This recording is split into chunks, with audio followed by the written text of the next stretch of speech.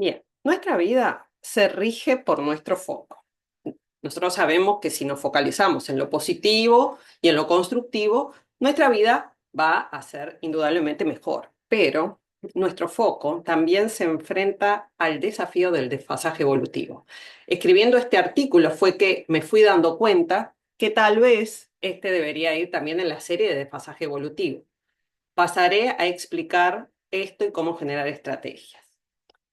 En el presente es posible escuchar a diario cientos de noticias sobre desastres, tragedias, injusticias, todas ellas para amargarnos el día.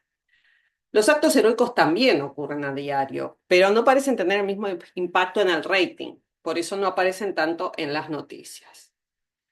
Nuestro foco, dónde ponemos nuestra atención, determina cómo nos sentimos, cómo va a ser nuestro día y nuestra vida. Pero la realidad es que los humanos nos sentimos naturalmente más atraídos por las malas noticias y eso está profundamente arraigado en la psicología de la supervivencia. Hemos evolucionado en entornos donde prestar atención a las amenazas era crucial para la supervivencia. Si uno perdía una buena noticia, como hay una fruta madura en el árbol, podía tener un poco de hambre, pero si uno perdía una noticia mala, como hay un león en la hierba, podía acabar muerto. Así pues, a lo largo de miles de generaciones, los humanos desarrollamos un sesgo cognitivo hacia la información negativa, favoreciendo su percepción, su recuerdo y una reacción más intensa. Nuestro sesgo de negatividad entonces evolucionó en un mundo de amenazas reales e inmediatas, pero la frecuencia de las malas noticias estaba espaciada. Por ejemplo, nuestros ancestros de las cavernas recibían tal vez una mala noticia a la semana, como la presencia de un depredador o un evento climático. Por supuesto que había épocas donde abundaban o había mayor frecuencia de malas noticias. Pero en el presente recibimos cerca de 50 alertas negativas al día. Y los medios modernos lo amplifican de forma antinatural.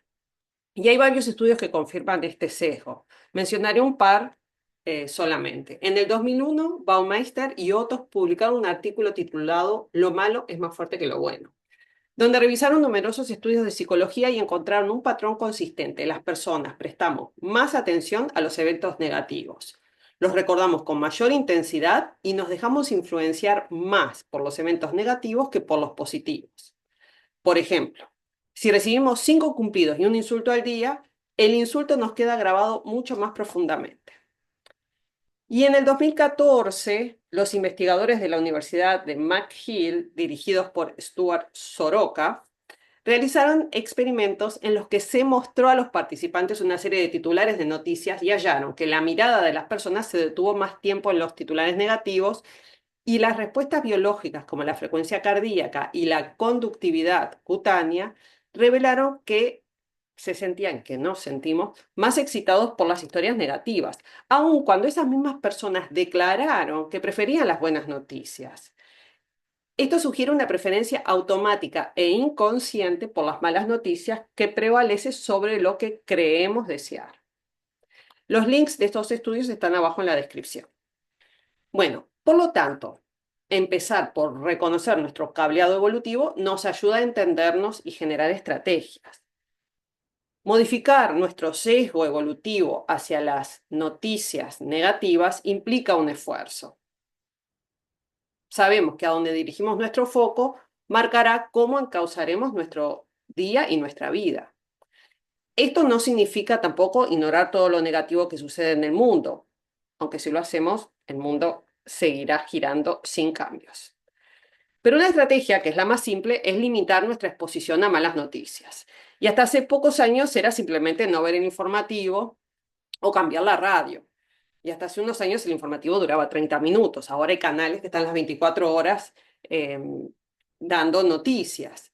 Pero además es más difícil ya que social media y el algoritmo trabajan con nuestros cableados inconscientes para hacernos permanecer más ratos colgados scrolleando.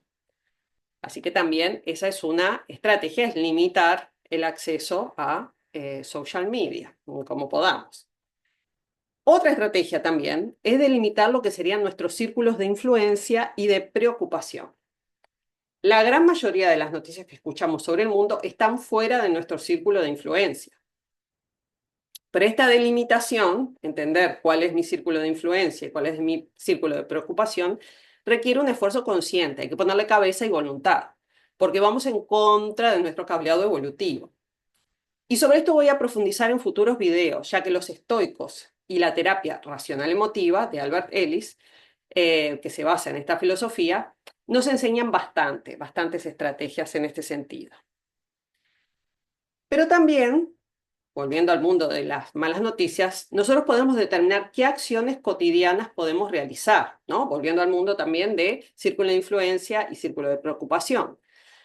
Podemos determinar algunas acciones, aunque tengan un impacto mínimo. Por ejemplo, podemos tomar decisiones sobre nuestras compras, si las hacemos localmente o a distancia, y cuáles son estas implicaciones, ¿no? Que implica cada una de estas opciones. También podemos tomar diferentes medidas en cuanto a qué desechamos, qué reutilizamos o si reciclamos. Siempre existe la opción de colaborar activamente en una causa humanitaria también, pero si uno no tiene tiempo puede hacer donaciones. En cierta medida, también podemos usar esas noticias catastróficas para contrastar con nuestra realidad y cultivar la gratitud por lo que tenemos. Dado que los humanos nos caracterizamos por apreciar lo que hemos perdón, lo que hemos perdido, podemos hacer el ejercicio de valorar lo que aún tenemos. Esto también requiere un esfuerzo consciente, un acto volitivo.